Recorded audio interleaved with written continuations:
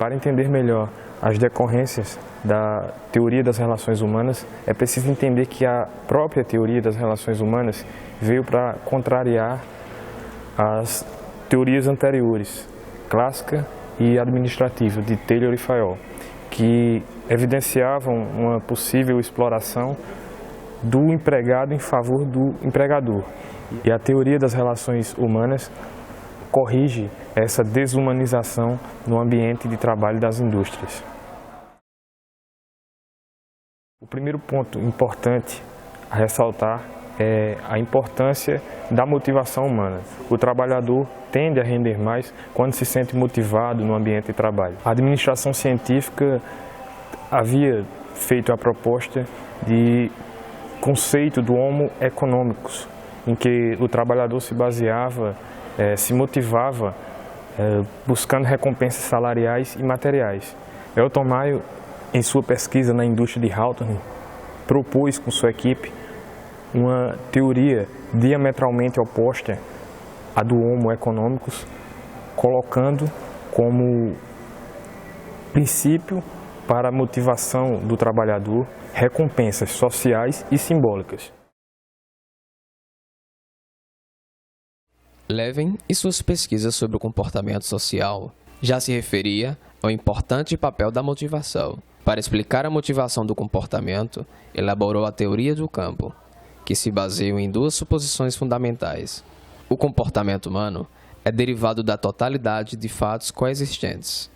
Esses fatos coexistentes têm um caráter de um campo dinâmico, no qual cada parte do campo depende de uma inter-relação com as demais outras partes.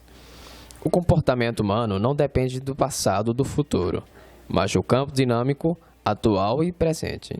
Esse campo dinâmico é o espaço de vida que contém a pessoa e seu ambiente psicológico. Levin propõe a seguinte equação para explicar o comportamento humano, onde o comportamento é a função ou o resultado da inter-relação entre a pessoa e o meio ambiente que a rodeia. Para Levin, toda necessidade cria um estado de tensão no indivíduo e uma predisposição à ação. Quando o objeto exequível é encontrado, ele adquire uma valência positiva e um vetor despertado para dirigir locomoção para o objeto. Quando a tensão é excessiva, muita fome, por exemplo, ela pode tumultuar a percepção do ambiente e desorientar o comportamento do indivíduo. O estudo da motivação e do comportamento supõe a existência de necessidades, como, por exemplo, as necessidades fisiológicas, a fome, o frio, necessidades que podem ser sanadas antecipadamente, sem mesmo atuarem sobre o comportamento humano.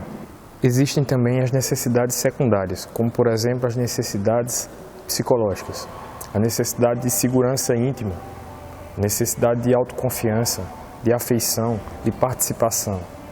É comum a todo ser humano sentir a necessidade de interagir com o grupo ao seu redor. É comum a todo ser humano sentir-se acuado quando exposto a alguma situação desagradável. Por isso, sempre procura se proteger, se precaver. A necessidade de afeição, a necessidade de contato com as pessoas, de se sentir elogiado, de se sentir reconhecido pelos seus esforços. E por fim, existem também as necessidades de autorrealização. Todo ser humano estabelece metas para si próprio, metas profissionais, pessoais, e sente-se sempre mais motivado quando alcança. Porém, essas necessidades, especialmente, decorrem da educação e da cultura de cada um. A partir da teoria das relações humanas, todo o acervo de teorias psicológicas a respeito da motivação humana passou a ser aplicado dentro das organizações. O comportamento humano é motivado. A motivação é a tensão persistente que leva ao indivíduo a alguma forma de comportamento, visando a satisfação de uma ou mais necessidades. Daí o conceito de ciclo motivacional. O organismo humano permanece em estado de equilíbrio psicológico, até que um estímulo o rompa e crie uma nova necessidade. Quando a necessidade é satisfeita, o organismo retorna a seu estado de equilíbrio inicial, até que outro estímulo sobrevenha. Toda satisfação representa uma liberação de tensão ou descarga tensional. A satisfação das necessidades nem sempre é plenamente alcançada. Pode existir uma barreira ou obstáculo que impeça a satisfação da necessidade.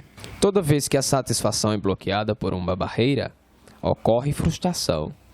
A frustração impede que a tensão existente seja liberada e mantém o estado de desequilíbrio e tensão. Para os autores humanistas, a motivação se completa com a moral. Enquanto a motivação é a força, é o impulso que as pessoas usam para atingir seus objetivos e concluírem suas tarefas, a moral é tida como um conceito intangível, porém perfeitamente perceptível. À medida em que as pessoas conseguem concluir suas tarefas, sua moral é elevada, acarretando também a elevação da motivação. E, da mesma forma, o oposto ocorre. Quando as tarefas não são devidamente completadas, ocorre uma baixa de moral. O conceito de moral elevada ou baixa, de acordo com as atitudes, com as atividades que foram completadas ou não, é facilmente compreendida na tabela que nós haveremos de apresentar.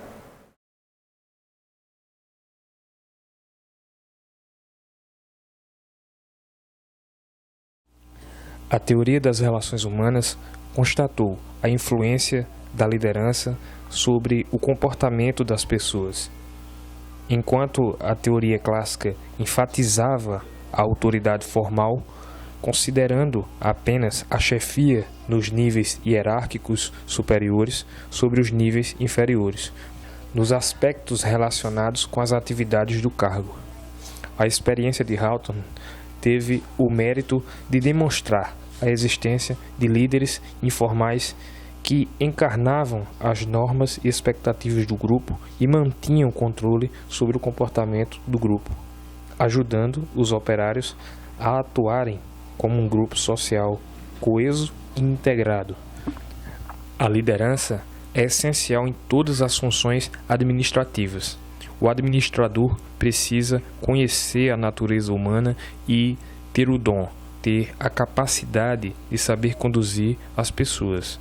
Não é fácil, mas para os humanistas a liderança pode ser visualizada sob diversos ângulos. A liderança como um fenômeno de influência interpessoal, quando a figura do líder sabe comunicar e conduzir o grupo, reduzindo as incertezas e as inseguranças do grupo. A liderança é uma função das necessidades existentes em uma determinada situação e consiste em uma relação entre um indivíduo e um grupo. O líder se coloca em uma relação funcional entre os seus subordinados e a chefia. Os autores especificam alguns traços característicos de personalidade que definem o líder como alguém de traços físicos marcantes, com energia, aparência pessoal, estatura e peso. Traços intelectuais como a adaptabilidade, a agressividade, o entusiasmo e a autoconfiança plenamente controlados. Um indivíduo que também tem traços sociais marcantes, como a cooperação, as habilidades interpessoais e administrativas. Traços relacionados com a tarefa, impulso de realização, persistência e iniciativa. Em resumo, um líder deve mostrar confiança, mostrar sua inteligência, ser perceptivo e decisivo, e deve inspirar as pessoas.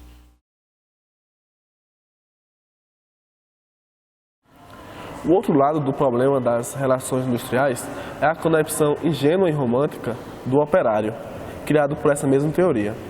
Mas os autores das décadas de 1940 e 1950 imaginavam trabalhadores felizes, produtivos e integrados no seu ambiente de trabalho.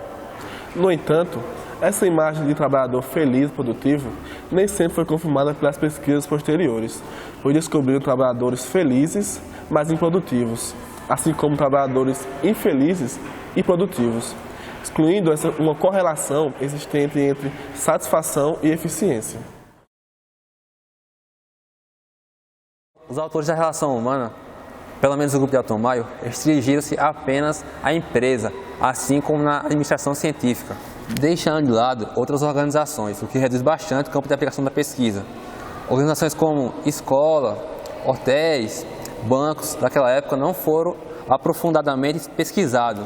A teoria das relações humanas ficou presa restritamente a estudar grupos e pessoas, e tais empresas não ultrapassando esse limite.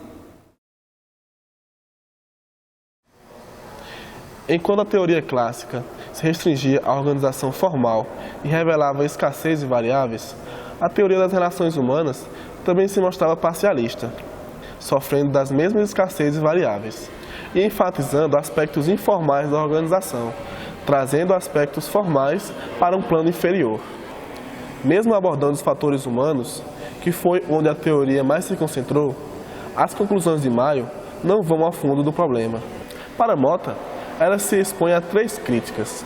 A primeira é que Maio teria investigado as indústrias, excluindo o seu background social. A segunda é que Maio, junto com seus seguidores, favoreceram a administração em detrimento dos trabalhadores.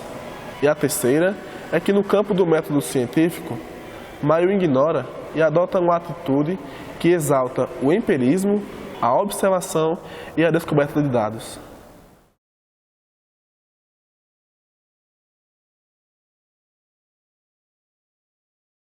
Em determinado momento do estudo dos autores da Escola das Relações Humanas, percebemos que se preocuparam muito com o bem-estar e com a felicidade dos trabalhadores, esquecendo-se de que essa preocupação não é a função principal da empresa, que na verdade é a de produzir bens, gerar lucros, produzir riqueza.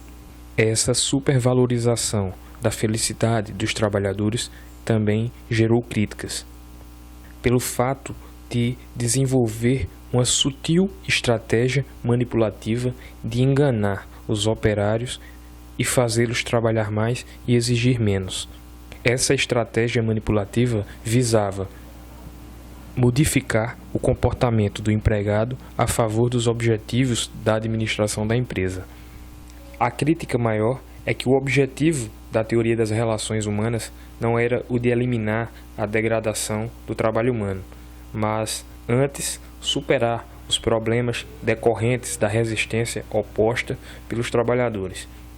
Na verdade, ela representa um avanço em relação ao taylorismo, na noção de que o comportamento individual na organização é determinado por normas sociais, o que desviou o foco dos estudos sobre a motivação do individual para o coletivo.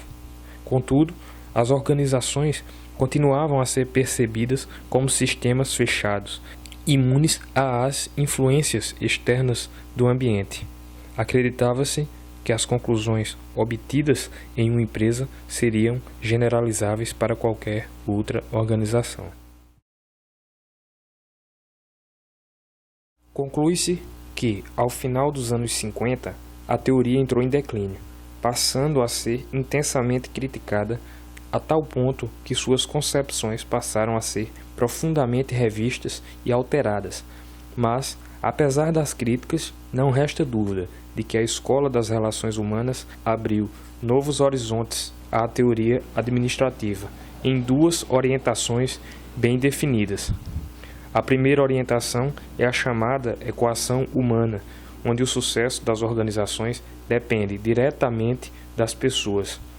Atualmente já se admite que o sucesso das organizações tem ligações diretas com a maneira que tratam as pessoas e que isso é o segredo do seu sucesso e competitividade. A segunda orientação é o novo papel do administrador.